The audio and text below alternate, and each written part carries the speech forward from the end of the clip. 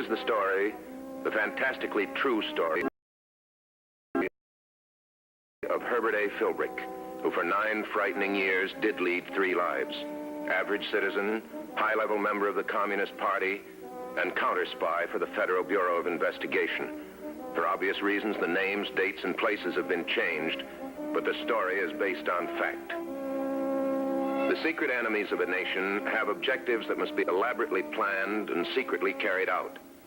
This week's story deals with one such objective and one such plan.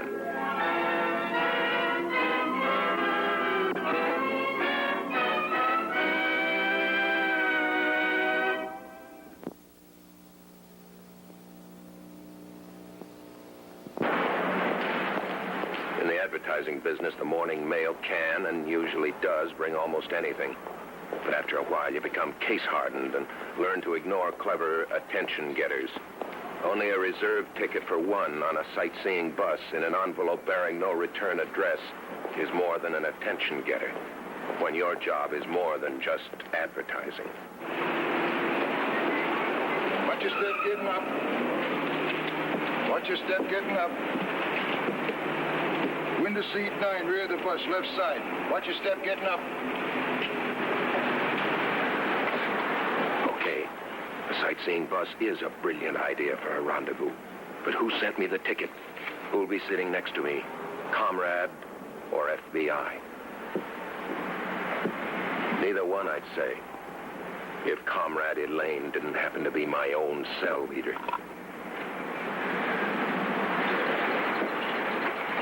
Okay, folks. Fasten your safety belts, please. We're off on a magic carpet that will be the smoothest ride you ever took if the city quits ripping up the streets.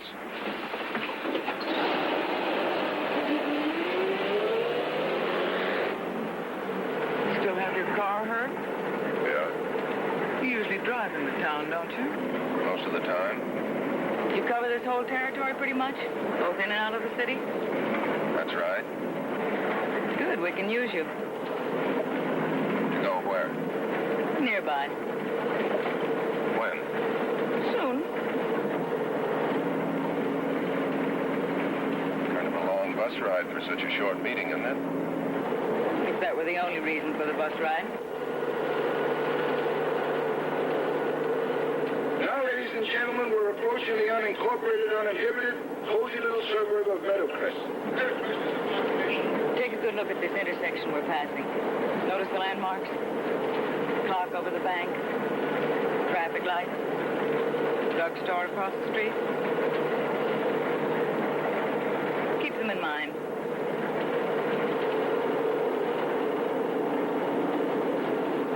See that 3-story gray building half a block down the street to your left? Mm-hmm. Remember it. Make a mental note of the vacant lot on your right. One with a signboard on it.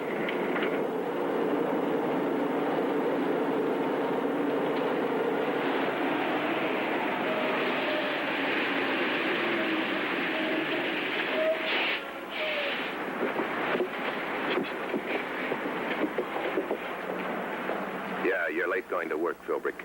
But if you can spend an hour sightseeing with a comrade, you can spend 5 minutes talking about it to the FBI. A package of flints, please.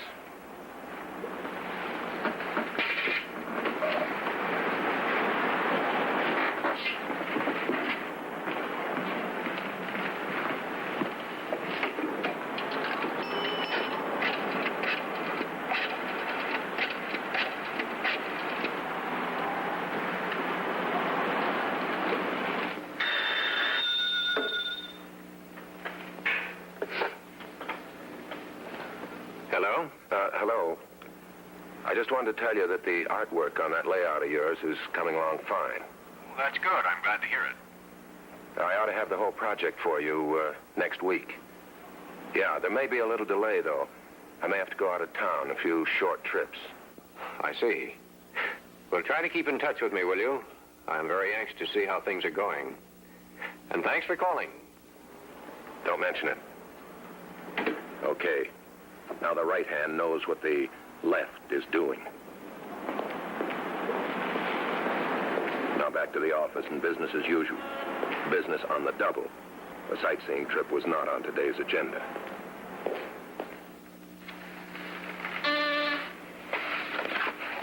Yeah? 4 o'clock, Mr. Philbrick. Your appointment at L&R is at 4:30. 4 o'clock. Holy smoke, what happened to 1, 2, and 3? What are my appointments this afternoon? A.J. Wilkes at 5:30. Mr. Schumann here at 5:45. Okay. If the Communist Party would only work at overthrowing the government of the United States for 1 week without Herbert A. Philbrick, I might just get caught up. Yeah? There's a man here to see you. What's he want? He says it's important and personal. Send him in.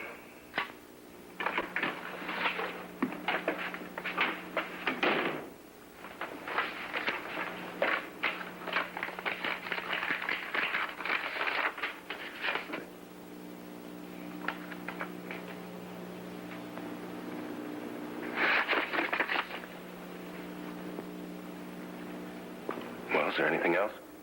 No. Except as long as I'm here, I might as well walk down to your car with you.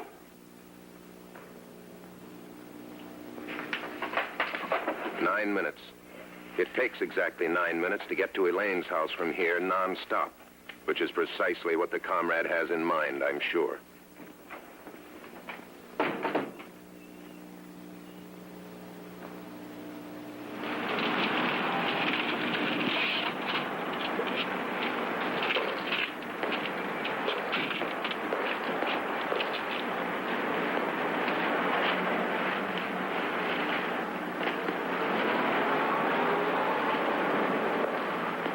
Remember, you're a loyal comrade, Philbrick.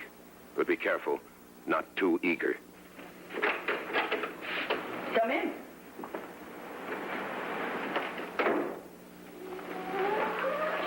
I'll try to be brief, comrade. I'd appreciate it. I've got a lot of things to do this afternoon. Oh? I've got a job, comrade. I can't shirk it and keep it, too. Once in a while, you've got to give me a little breathing spell. An advertising man is usually interested in statistics, is he not? Usually. Comrade, since the glorious days of the Revolution, over 35 years ago, the Communist International has taken over the territory of the world at the steady rate of 1,000 square miles a day. 1,000 square miles a day. Breathing spells were not responsible, comrade. Do I make my point? Yeah. Sorry, comrade. Pressure, I guess. Forget it. It happens to the best of us. Well, we're due at 5 o'clock. It's 7 miles. We ought to start now. For where? Meadowcrest. How long will we be there? Shall we go, comrade? Well, I think I better call my office. Comrade, you know security? Yeah, but it's suspicious for a businessman not to phone in. Very well. The phone's in the hall. Be careful what you say.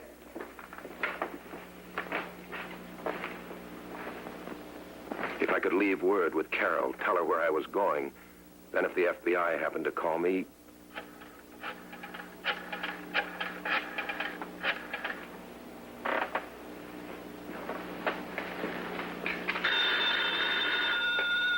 Hello? Carol, I've run into some complications. I won't be back until later, so you can go home whenever you're ready. Do you want me to call your home, Mr. Philbrick? Yeah, would you please tell my wife not to keep dinner? And if anybody calls... Well, I don't know when I'll be back, so just take the message. Yes, sir. Is there any place where you can be reached, Mr. Philbrick? No. No, I'll be out most of the time. And cancel my afternoon appointments, will you? Yes, sir. Thank you. Goodbye. Goodbye, Mr. Philbrick.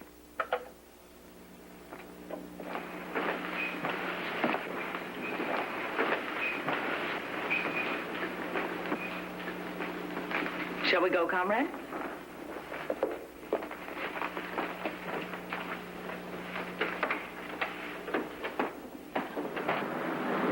Now, you sure you have it straight? I go to the corner of Lloyd and Main. There's a market there with a big chime clock in a tower.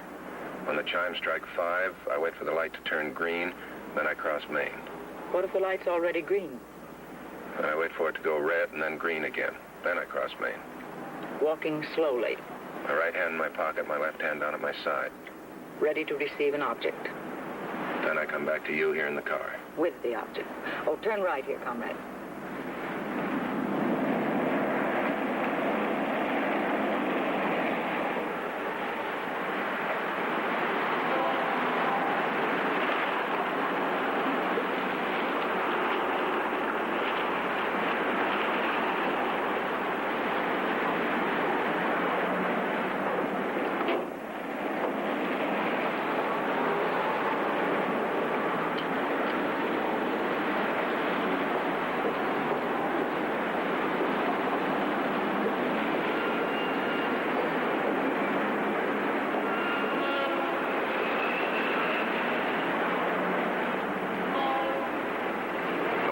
Contact is right now. More important, I wonder what he's going to give me. Money, jewels, stolen plans, what? It's got to be valuable. It's got to be important.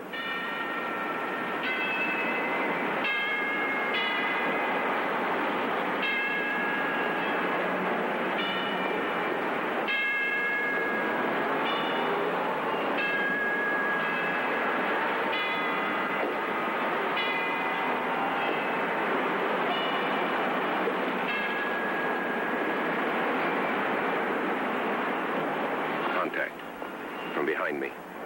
And I don't dare look around. A comrade is never supposed to be curious. Besides, what good could it possibly do now? The split second that counted is gone.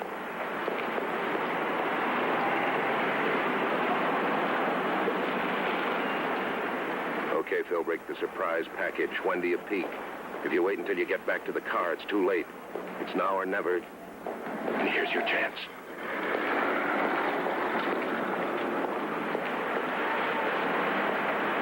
You'll see what's so important. A spring. A plain, ordinary spring wrapped in a greasy rag. What's going on? What kind of a game are they playing? Well, you can't turn the spring over to the FBI, but maybe a piece of the rag will mean something.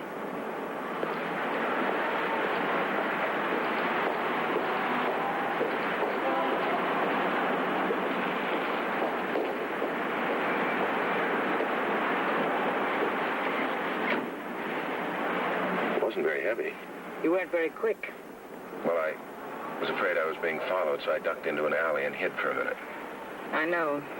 I saw you.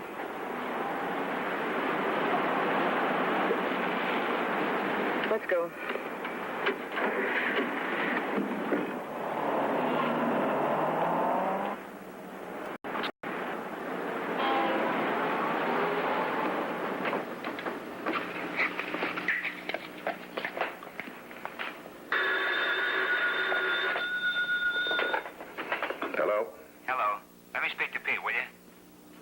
Pete who? What number were you calling? Sorry, my mistake. Or is it a mistake? Sorry, wrong number is an old trick if you want to know if anybody's home. Okay, Philbrick, tomorrow's another day.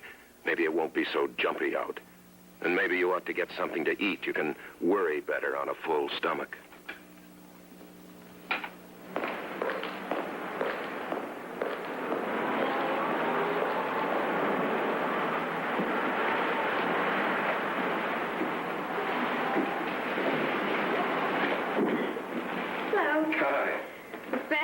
And the hot sandwich are the only entrees left. Yeah? We're very proud of the special. Well, Would you rather have a sandwich? No, I think the special will be fine. Right. Special one.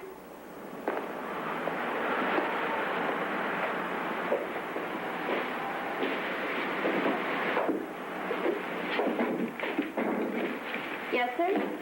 Glass of water, please. The special's very good. Just a glass of water. Sure you wouldn't want a sandwich or something? I'll take a piece of that melon over there. Right. Any idea what it's all about? Nope. This morning, Comrade Elaine. Something to drink? Something to drink for you? No, thank you. Comrade Elaine took me for a ride on a sightseeing bus. Which sightseeing bus? Grand Tours, 5th and Main. I tailed you after you called to Meadowcrest. You picked up something at Lloyd and Main, right? When you crossed the street. Right. Coiled spring, blue steel, about 3 inches long, 1/4 of an inch in diameter. was wrapped in an oily rag. I got a piece of the rag. Put it under your napkin. I'll get it when I get up. Next time you cross Lloyd and Main, stop on the opposite side of the street, in front of the drugstore. Stand with your back to the window. Put your hands behind you. Try to expose whatever it is you're holding. We'll have a camera rigged. Check, please. Thanks. Come in again.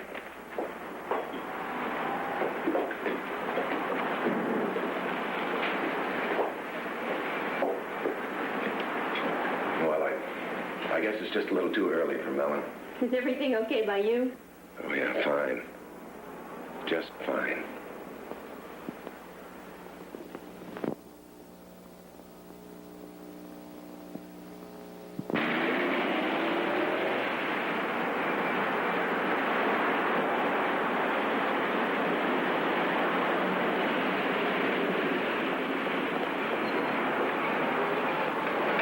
Go on.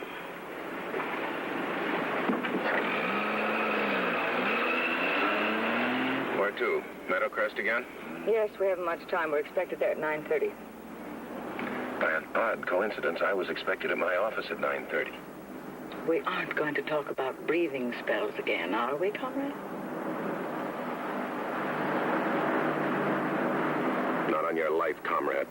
No breathing spell for you, me, or the FBI waiting in Meadowcrest. Same setup? Corner of Lloyd and Main? No. Oh? The relay method has been changed. We've used the street intersection system for the past month.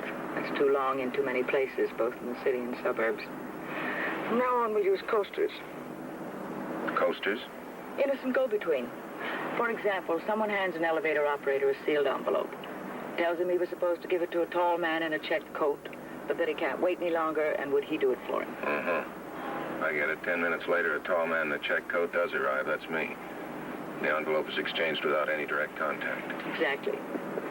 It's a surprisingly easy system, too, comrade. Americans seem to enjoy doing favors for strangers. I like using the coasters. The innocent bystanders. I enjoy seeing their friendly, cooperative faces when I know what they're doing for us.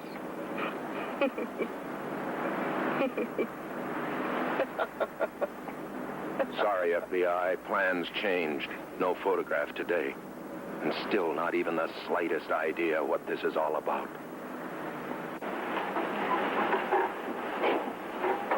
Now you have it straight? Let me see. I go to the corner newsstand. I ask the news dealer if somebody left a package for a man in a checked coat. He gives me the package. And then you go directly across the street to the public lockers in the bus station. Put the package in one of the lockers, put the key to the locker in this envelope, and mail the envelope in the corner mailbox. Yeah, I've got it. Comrade, something displeases you? Frankly, yes. Seems to me we go an awfully long way to do a very little. Correction, comrade. A little can get us a long way with so many of us doing it. I guess you're right at that. I know I am. Don't let it get you down, comrade. This will be your last errand for a while. Meaning? Security. The occupational hazard of the courier is overuse. You'll get your breathing spell, comrade. You better go now.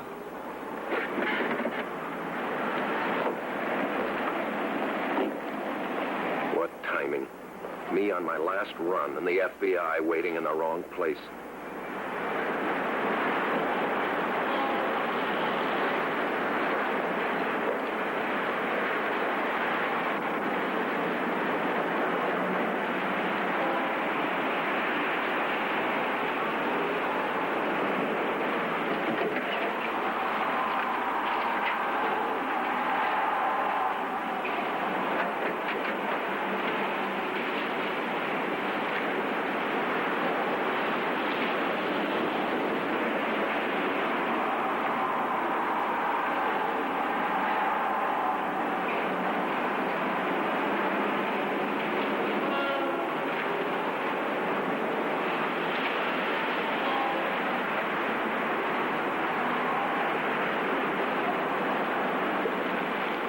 Steady, Philbrick. She can see you from the car. Don't overplay it. You're just mailing a letter. or a timetable that's supposed to look like a letter. Okay, so much for the easy part.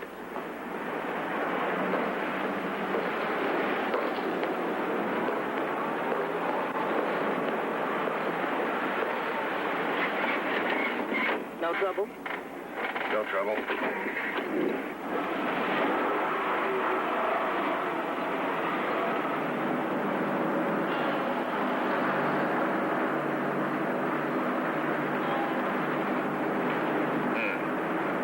Left my tobacco at home. Mind if I stop and get some? Oh, no. No hurry now. Except for you and that business that can't get along without you.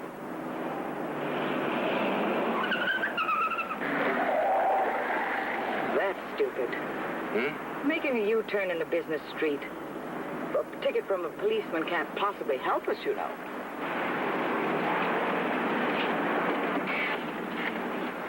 Will this be a minute?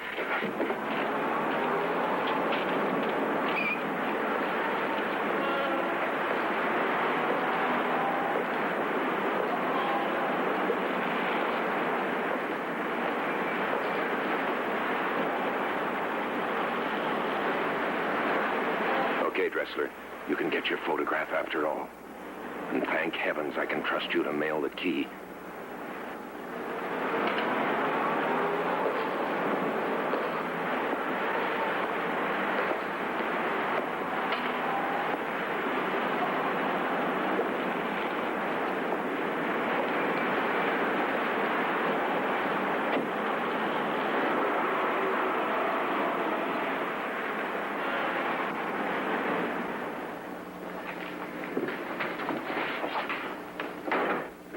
Any luck?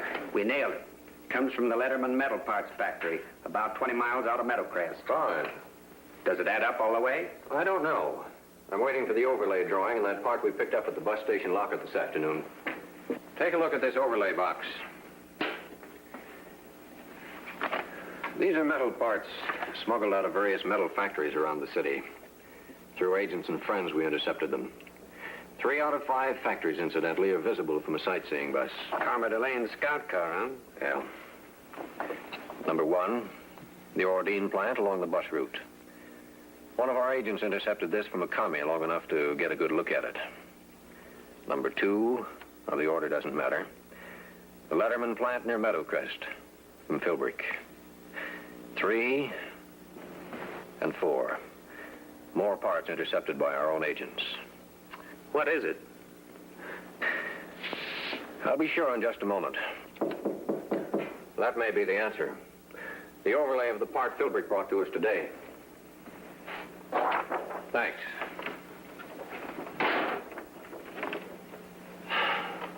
Pay dirt, Collins.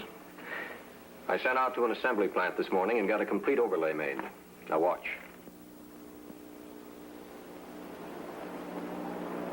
It's a 45 automatic? With a few parts still missing.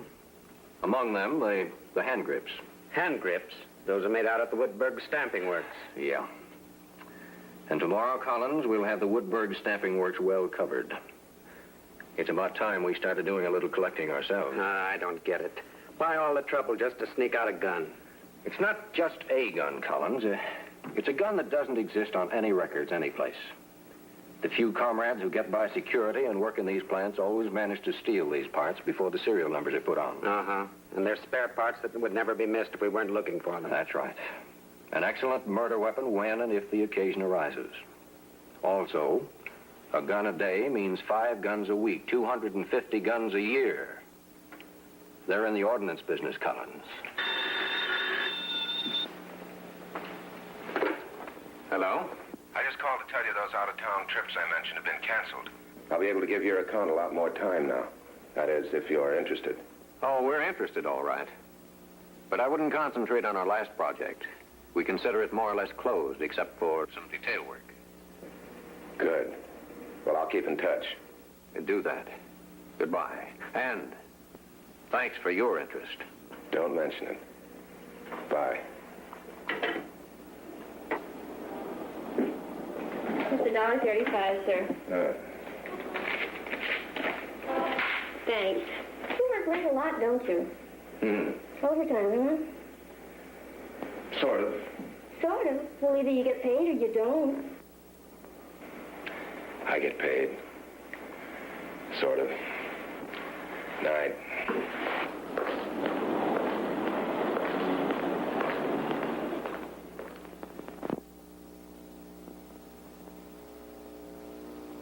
With a greasy rag and the description of a small spring, the FBI was able to pinpoint and subsequently smother the communist plan to distribute murder weapons. Next week, we'll bring you another story from the files of Herbert A. Philbrick, citizen, communist, counter-spy.